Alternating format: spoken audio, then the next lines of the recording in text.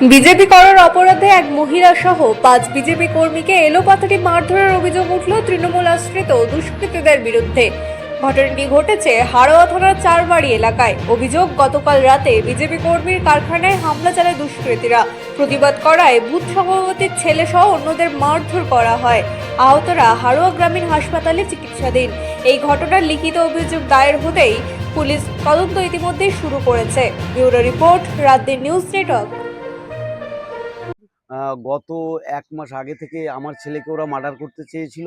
আমার ছেলে বিজেপি করে তাই, এবং সেই কালকে ছেলেকে না পেয়ে তার আক্রোশটা আমার উপরে মিটিয়েছে। কি রাগ বিজেপি করেন বলে? বিজেপি করার জন্যই আমাদের উপরে রাগ। যারা করেছে এরা কারা? এরা টিএমসির হারমাত বাহিনী। কজনের নামে অভিযোগ করে? 5 জনের নাম। কি চাইছে? আমরা চাইছি উপযুক্ত বিচার চাই। আপনার নাম কি? আমার নাম বীরাংশু হালদার। মীনাংশু হালদার। বীরাংশু হালদার। মীনাংশু হালদার, আপনি কি কোনো পদাধিকারী বলেন? বিজেপি কর্মী আক্রান্ত হয়েছে, 5 জন বিজেপি কর্মী তৃণমূলের হাতে। কি বলবেন হাড়োয়া থানার অন্তর্গত চারাবাড়ির ঘটনা?